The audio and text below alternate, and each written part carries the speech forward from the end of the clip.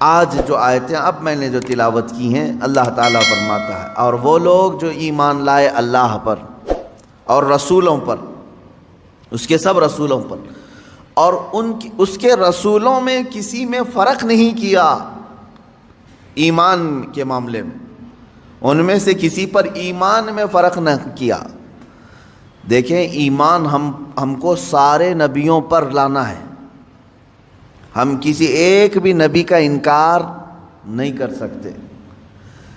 اب آپ کو میں بتاؤں، کوئی اگر مسلمان ایسا ہے وہ کہتا ہے میں میرے نبی محمد صلی اللہ تعالیٰ علیہ وسلم پر ایمان لاتا ہوں، لیکن مجھے عیسیٰ سے کیا غرض، معاذ اللہ رب العالمین۔ اگر کوئی کہتا ہے میں عیسیٰ علیہ السلام کو نہیں مانتا، وہ ہمارے نبی تھے بھی نہیں، پچھلے زمانے کے نبی تھے، میں تو رسول پاک کو پورا مانتا ہوں، تو 1,24,000 کم و بیش جتنے نبی آئے اور قرآن پاک میں جتنے نبیوں کا اور احادیث میں جتنے نبیوں کا نام صراحت کے ساتھ آیا، ان پر ایمان لانا تمہیں ضروری ہے۔ ایک بھی نبی کا انکار کرو گے تو وجہ کیا رزلٹ کیا بنتا ہے معلوم ہے؟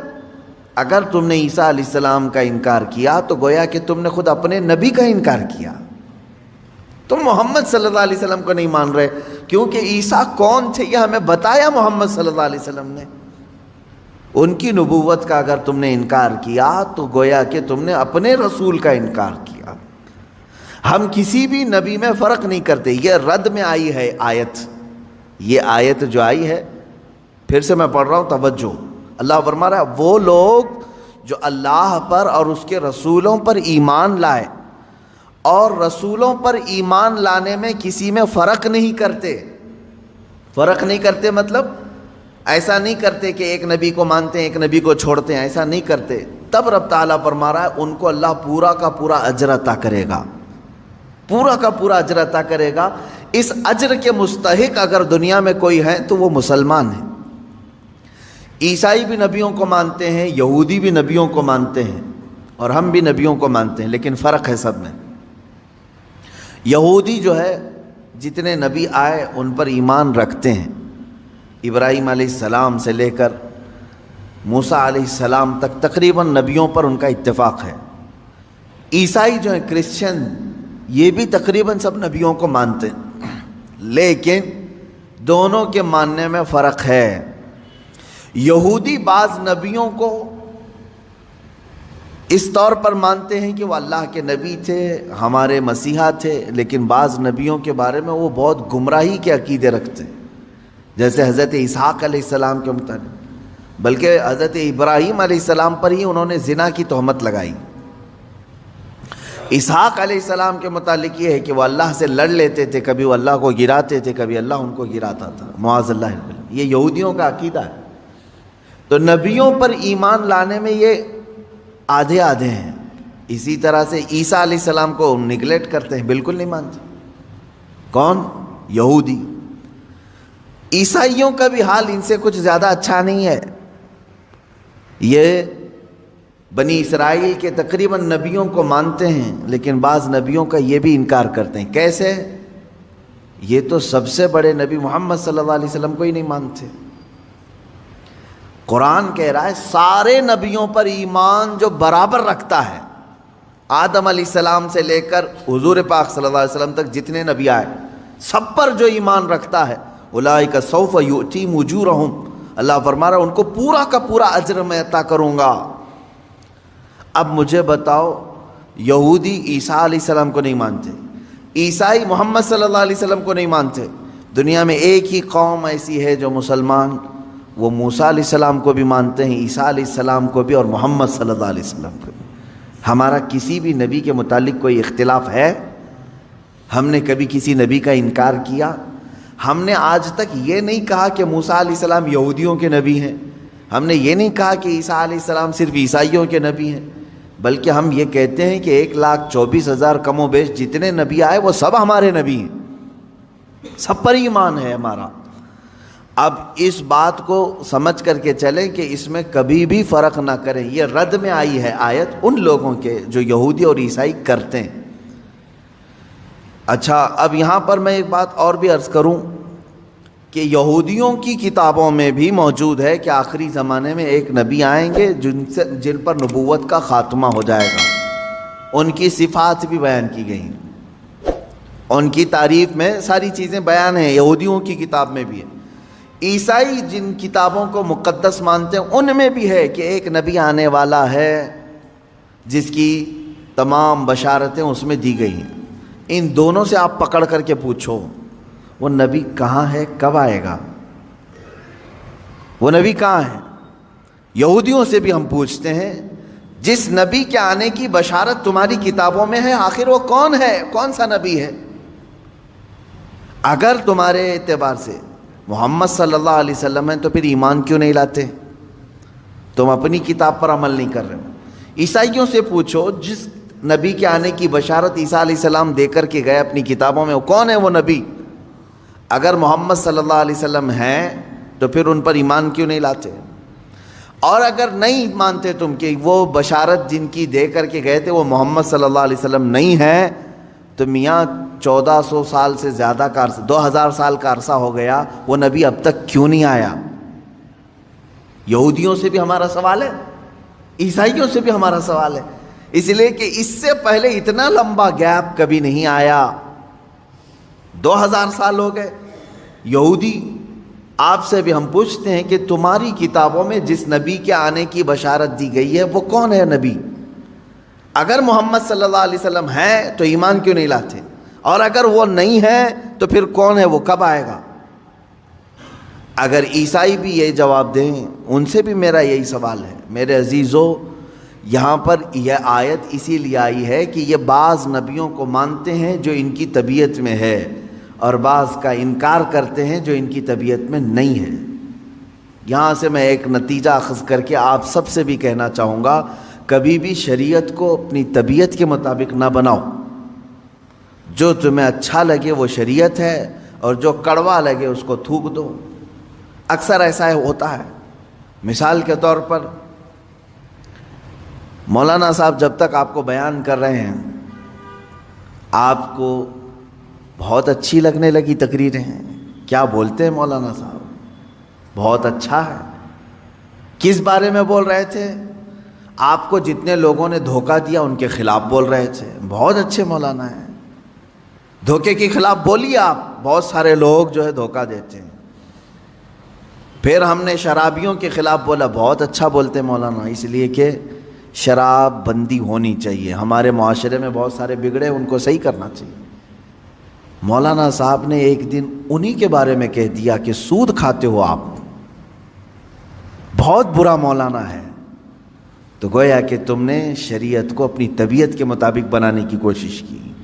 جو تمہارے زخموں پر انگلی رکھے تو اس کو تم خراب کہو گے۔ یہودیوں کی یہی طبیعت تھی اور آج بھی یہی ہے۔ یحییٰ علیہ السلام ان کے نبی ہیں، بنی اسرائیل کے نبی ہیں، بادشاہ بڑی عزت کرتا تھا۔ یحییٰ علیہ السلام جوان تھے، 30 یا 33 سال کی عمر کے۔ بادشاہ نے ایک بار شادی کی، چند دنوں کے بعد دوسری شادی کی اسی بیوی کی بہن سے، 2 بہنوں کو ایک نکاح میں جمع کر لیا، یعنی 2 بیویاں ہیں لیکن دونوں سگی بہنیں ہیں۔ یحییٰ علیہ السلام نے فتویٰ دیا کہ شریعت میں 2 بہنوں کا ایک ساتھ رکھنا حرام ہے۔ اس نے کہا میں بادشاہ ہوں۔ حضرت یحییٰ علیہ السلام نے فرمایا اللہ سب سے بڑا بادشاہ ہے، قانون اس کا ہے، تم بندے ہو، سب کے لیے ہے یہ شریعت۔ اس نے دھمکیاں دیں، کہا کہ آپ غلط کہہ رہے ہیں، میرے خلاف مت کہیں۔ حضرت یحییٰ علیہ السلام ڈٹے رہے، یہاں تک کہ بادشاہ نے یحییٰ علیہ السلام کا قتل کر دیا، آپ کا سر مبارک الگ کر دیا، جسم الگ کر دیا، کاٹ دیا۔ کس بنیاد پر؟ اس کے زخم پر انگلی رکھا تھا، برائی پر تنبیہ کی تھی۔ نبیوں کے ساتھ یہودی یہی کرتے رہے، ان کو اگر کسی بات کی تنبیہ کی جاتی تو ان کے خلاف کھڑے ہو جاتے، ان کو مار ڈالتے۔ کئی نبیوں کا قتل کیا انہوں نے۔ موسیٰ علیہ الصلوۃ والتسلیم نے کیا کیا؟ زکوٰۃ کا حکم آیا تو سب سے کہا کہ زکوٰۃ دے دینا۔ قارون جو زمانے کا بڑا مالدار تھا، وہ موسیٰ علیہ السلام کے رشتے میں بھی آتا تھا. اس سے بھی کہا کہ قارون تو اپنے خزانوں کی زکوٰۃ نکال. اب جب زکوٰۃ نکالنے کے لیے دیکھا تو کئی خزانے صرف زکوٰۃ میں جا رہے تھے، حالانکہ اس کو رعایت ملی تھی. اس نے کیا کیا؟ ہونا یہ چاہیے تھا کہ میری اصلاح کے لیے اگر کوئی بیان کر رہا ہے تو میں اپنے آپ کو اصلاح کی طرف لے جاؤں، کوشش کروں بدل لوں. نہیں، دنیا دار کی طبیعت یہ ہوتی ہے کہ جو بول رہا ہے اسی کی زبان کو بند کر دو. اس نے عورت خریدی، پیسے دے کر کے طوائف کو مجمع میں لے آیا اور کہا کہ میں موسیٰ سے سوال کروں گا زنا کی سزا کیا ہے. جب وہ جواب دے رہے ہوں گے تو اے خاتون تو کھڑی ہو کر کے کہہ دینا میرے پیٹ میں موسیٰ کے زنا سے بچہ پل رہا ہے. معاذ اللہ رب العالمین. اتنی غلیظ حرکت، اتنی نیچ حرکت قارون نے کی. کس کے خلاف؟ موسیٰ علیہ السلام کے. سکھا کر کے عورت کو مجمع میں لے آیا. عورت بیٹھی ہوئی تھی. اس نے سوال کیا کہ اے موسیٰ علیہ السلام، اللہ کے نبی ہیں آپ، مسئلہ بتائیں کہ اگر کسی شادی شدہ مرد نے کسی عورت سے زنا کیا ہے تو کیا سزا ہے اس کی؟ کہا رجم کیا جائے گا، پتھروں سے ہلاک کیا جائے گا.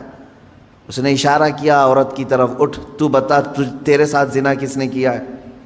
وہ خاتون کھڑی ہوتی ہے اور کپ کپی طاری ہو گئی، جلال موسوی کو برداشت نہیں کر سکی. اس نے اگل دیا، کہا قارون مجھے پیسے دے کر کے یہاں لایا ہے، پیسے دے کر کے یہاں لایا ہے. اتنا کہنا تھا موسیٰ علیہ السلام کو جلال آیا. آپ نے کہا اے زمین پھٹ جا اور قارون کو اس کے خزانوں سمیت نگل جا. دھسا دیا گیا. وہ تو اللہ کا عذاب تھا اس کے اوپر. میں یہاں پوچھنا چاہتا ہوں موسیٰ علیہ السلام کے ساتھ اتنی گری ہوئی حرکت قارون نے کیوں کی؟ اس لیے کہ نبی نے برائی پر انگلی رکھی، اسے صرف اچھائی کی تنبیہ کی.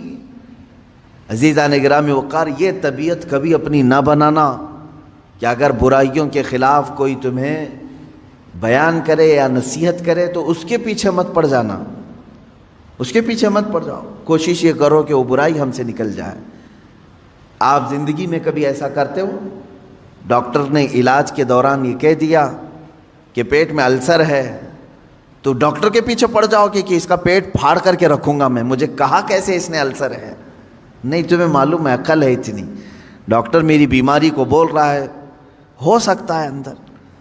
اگر ڈاکٹر نے کبھی کہہ دیا تمہیں آپ کو ہارٹ کا پرابلم ہے، بلاکیج ہے، دوڑے دوڑے بھاگتے ہو، کیا علاج کروں ڈاکٹر صاحب بتائیں تو صحیح. کوئی ایک بندہ مجھے بتائیں جو بدلے میں یوں کہتے ڈاکٹر تیری ہر نس کو میں پھاڑ دوں گا. تو نے بولا کیسے مجھے؟ میرے بلاکیج ہے؟ نہیں، وہ جب تمہیں کہہ رہا ہے تمہارے اندر بیماری ہے تو تم مان لیتے ہو، ایکسیپٹ کرتے ہو. یہی بات ایک عالم دین اور ایک خطیب شرع سے بھی تمہیں اسی طرح کا سلوک رکھنا چاہیے کہ اگر موجودہ خرابیوں اور برائیوں پر وہ تنبیہ کرے، کوشش یہ کریں کہ ان برائیوں کو اپنے اندر سے نکالیں، نہ یہ کہ اس کے پیچھے پڑ جائیں. ہمارے بعض علماء نے یہ کہا تھا کہ قوم کا حال یہ ہے کہ پتہ نہیں وہ نیت کرتے ہیں امام کے پیچھے، کیا کہہ کر کے نیت کرتے ہیں معلوم نہیں. نماز میں عشاء کی 4 رکعت فرض نماز واسطے اللہ کے، پیچھے اس امام کے. تو اب یہ سمجھ میں نہیں آتا پیچھے اس امام کے مطلب کیا ہے؟ یعنی صرف نماز میں پیچھے ہے یا پھر پوری زندگی اس کے پیچھے پڑنا ہے؟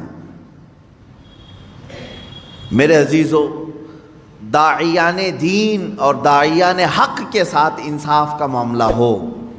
یہ میں اپنے لیے نہیں کہہ رہا ہوں، میرے پیچھے پورے پڑ جاؤ، کوئی معاملہ نہیں. لیکن جو رسول کریم صلی اللہ تعالیٰ علیہ وسلم کی شریعت طاہرہ اور دین حق کو لے کر تمہارے درمیان آئے، ان کے ساتھ وہی سلوک کرو جو آپ کے جسمانی مرض کے لیے ڈاکٹر کے ساتھ آپ سلوک کرتے ہو. انبیاء اکرام علیہ السلام کے ساتھ یہودیوں نے جو سلوک کیا وہ سلوک آپ نائبان رسول کے ساتھ نہ کریں. یہودیوں کو جو باتیں اچھی لگتی تھی وہ لے لیتے تھے اور جو ناپسند ہوتی تو نبیوں کا ہی قتل کر دیتے تھے. 1-2 نہیں، ہزاروں نبیوں، 10,000 نبیوں کا قتل کیا ہے انہوں نے، تقریباً 10,000 نبیوں کا. قرآن میں کئی جگہ پر آیت آئی وَيَقْتُلُونَ النَّبِيِّينَ بِغَيْرِ حق، یہ ناحق نبیوں کا قتل کرتے تھے. نبیوں کا کام یہ اتنا ہی ہوتا کہ ان کی برائیاں بتا دیتے تھے، یہ غلط ہے. تو یہاں آج امت کو بھی میرا یہی پیغام ہوگا کہ اگر تمہاری برائیاں کوئی بتائے تو یہودیوں کی طرح ان کے جان کے پیچھے نہ پڑ جاؤ، بلکہ ان برائیوں کے خاتمے کے لیے مل بیٹھ کر کے لائے عمل تیار کریں. اب آگے کی آیت میں پڑھتا ہوں.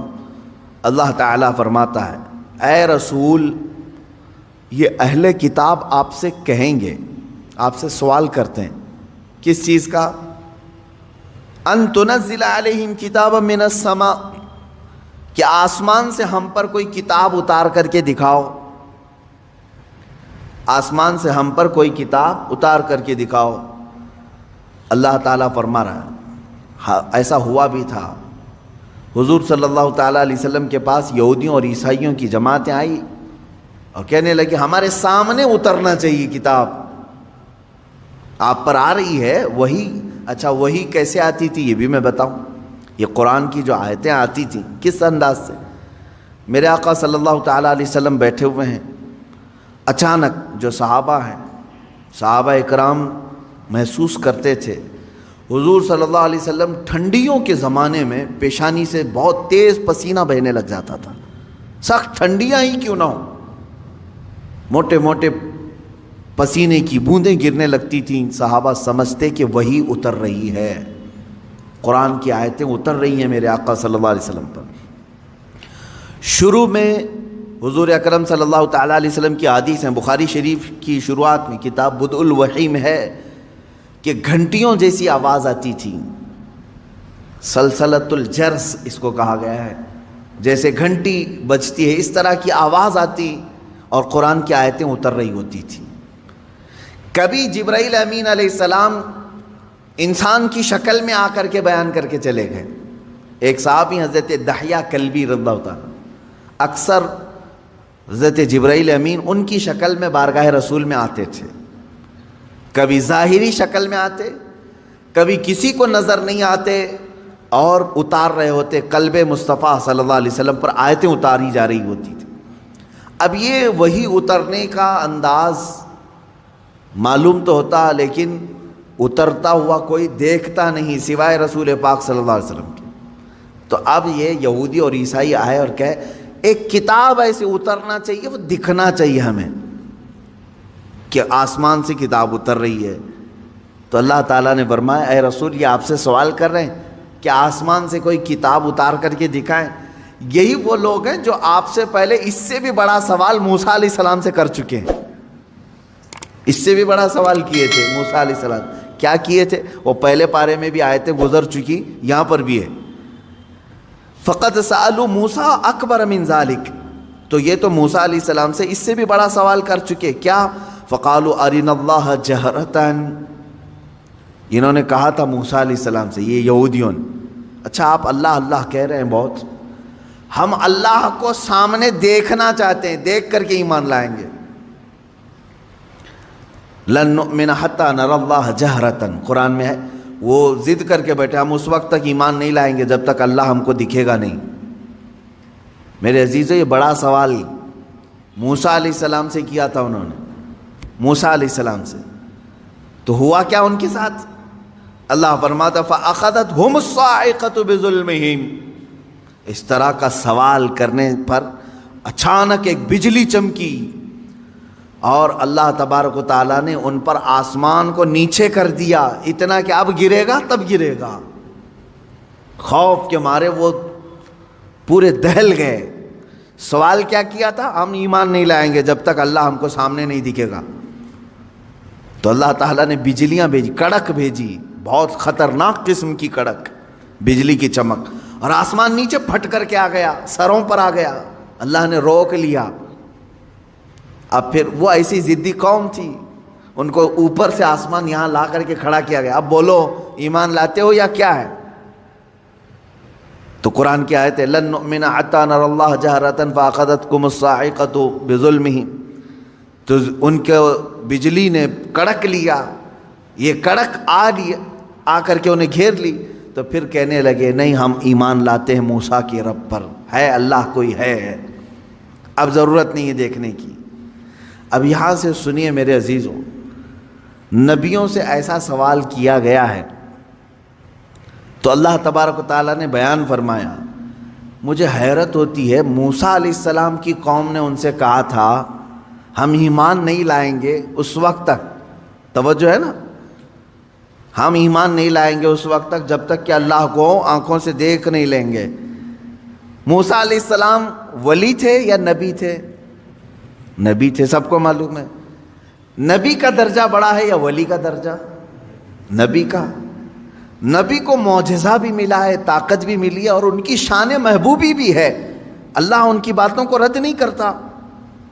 موسیٰ علیہ السلام سے جب ان کی قوم نے سوال کیا تو دکھوا دینا چاہیے تھا نا، ٹھیک ہے چلو میں اللہ دکھا دیتا ہوں تم ایمان لے آؤ، نہیں دکھائے۔ موسیٰ علیہ السلام اپنی قوم کو اللہ نہیں دکھوائے، وجہ یہ ہے کہ وہ خود بھی نہیں دیکھے، وہ خود بھی انہوں نے نہیں دیکھا تھا۔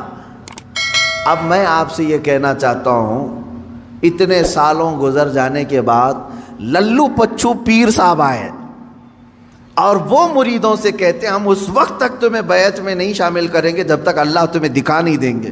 مرید بھی گھومتے ہوئے کہہ رہا ہے کہ ہمارے پیر صاحب تو اللہ دکھاتے ہیں پھر بیعت کرتے ہیں۔ کون سا پیر ہے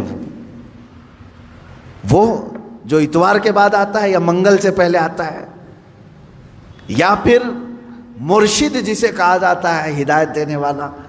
عزیزان گرامی وقار، قرآن پڑھو، اس طرح کی ایسی باتیں نہ مارو، ہواؤں میں نہ پھینکو۔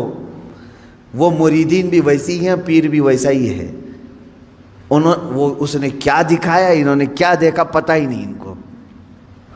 میں نے سنا ہے کہ کوئی پیر صاحب ہیں وہ بھیجے میں اللہ دکھاتے ہیں، بکرا کاٹتے ہیں، بکرے کا سر پھوڑ کر کے اس کا بھیجا نکال کر کے اس میں رکھتے ہیں، واللہ عالم۔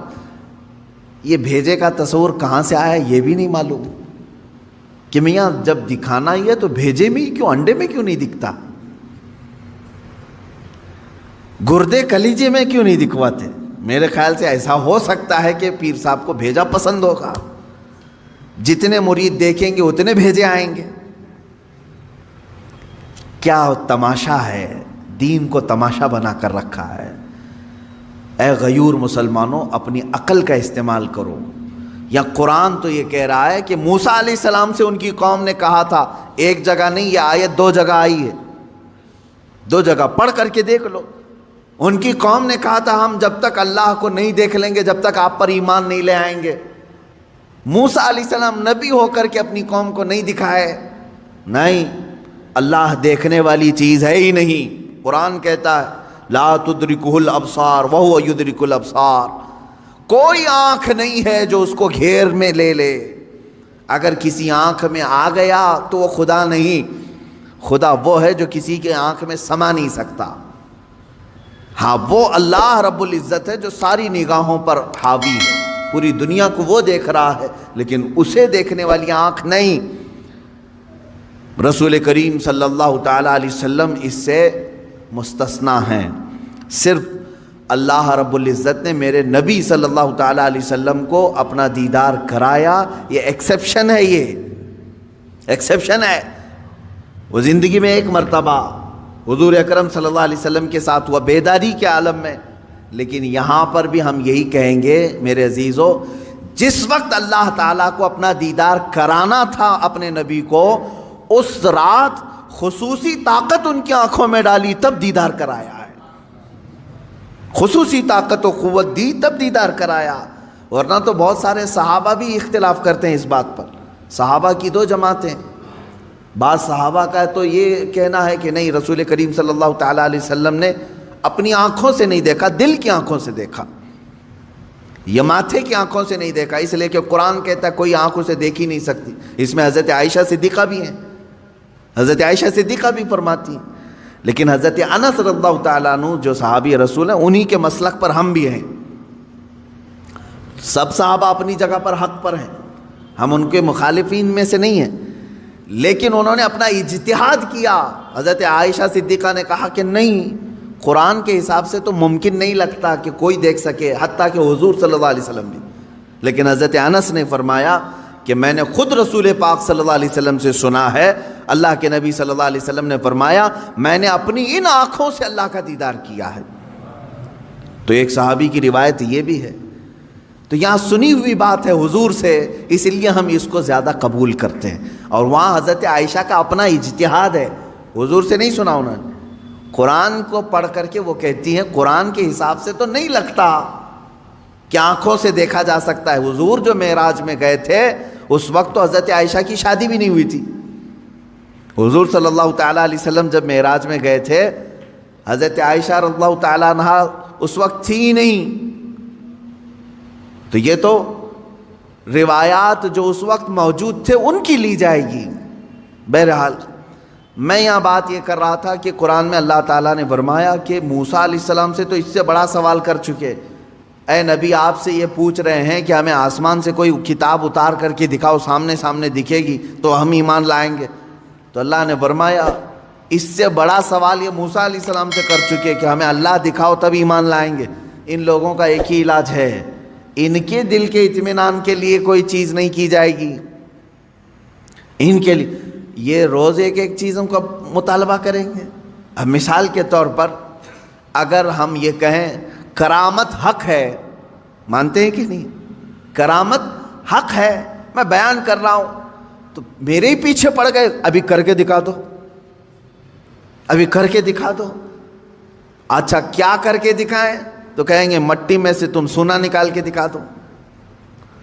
ہاں میاں تم کو جو چاہیے وہی کرامت بھی تم کو چاہیے، سننا نکال کے دکھائیں. میرے عزیزو اس طرح کے مطالبے یہودیوں اور عیسائیوں کے ہوا کرتے تھے. اب مسلمانوں کا سب سے بہترین عقیدہ کیا ہے؟ الحمدللہ میں آپ کو بتاتا ہوں. تمہاری تعریف میں اللہ نے کیا فرمایا. یہ واحد قوم ایسی ہے میرے نبی کی کہ جب میرے نبی نے کہا اللہ ہے تو انہوں نے مان لیا. جب میرے نبی نے کہا یہ قرآن ہے تو اس کی ہر آیت پر ایمان لے آئے. کبھی بھی امت نے یہ نہیں پوچھا کہ اے رسول ہمیں اترتی ہوئی تو نہیں دکھ رہی، آپ کہہ رہے ہیں کیسے مانیں. نہیں، مسلمان قوم وہ ہے جنہوں نے کہا میرے نبی نے کہہ دیا تو ہو گیا. حتیٰ کہ حضور نے آ کر کے کہہ دیا کل کی رات میں سفر پر تھا، صحابہ نے ایمان قبول کر لیا، آمنا و صدقنا. اسی لیے قرآن جو شروع ہوتا ہے سورہ بقرہ میں آپ پڑھیں گے، شروع کی آیتوں میں اللہ نے تعریف میں فرمایا ھدی للمتقین الذین یؤمنون بالغیب. اللہ فرماتا ہے یہ کتاب ہم نے اتارا ہی ہے ان لوگوں کے لیے جو غیب پر ایمان رکھتے ہیں. یہ کتاب ہدایت ہے ان لوگوں کے لیے جو غیب پر ایمان رکھتے ہیں.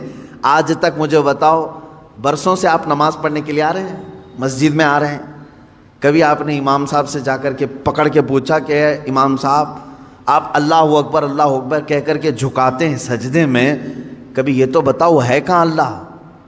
دکھتا کیوں نہیں ہے مسجد میں؟ کبھی پوچھا آپ نے؟ نہیں، یہ مسلمان کی شان ہے. ہر مسلمان کے دل میں اللہ رب العزت کی محبت بسی ہوئی ہے. اسے معلوم ہے ایک ذات ہے، میری دیکھنے کی اوقات نہیں. جب وہ وقت آئے گا مولا حجابات ہٹائے گا اور اپنا دیدار کرائے گا. کیونکہ جنت میں جانے کے بعد مسلمان کو سب سے بڑا انعام کیا دیا جائے گا؟ سیب، انار، انگور، حوریں، غلمان، نہریں. سب سے بڑا انعام مسلمان کے لیے یہ ہوگا کہ اسے سارے حجابات ہٹا کر کے اللہ کا دیدار کرایا جائے گا. اس سے بڑا انعام کچھ ہوگا؟ پوری زندگی جس کے لیے وہ عبادت کرتا رہا وہ رحمان اسے دکھایا جائے گا. بلکہ قرآن کہتا ہے وجوہ یومئذ ناظرہ الی ربہا ناظرہ. اس دن کچھ چہرے ایسے چمک رہے ہوں گے، دمک رہے ہوں گے. یہ سورہ قیامہ کی آیت ہے. کچھ چہرے چمک رہے ہوں گے، دمک رہے ہوں گے. کیوں مولا؟ الی ربہا ناظرہ، اس لیے کہ وہ اپنے رب کو دیکھ رہے ہوں گے، اس لیے کہ وہ براہ راست اپنے رب کا دیدار کر رہے ہوں گے. ادھر رب کو دیکھ رہے ہوں گے اور چہرے چمک رہے ہوں. وہ وقت آئے گا جب تمہیں دیدار کرایا جائے گا.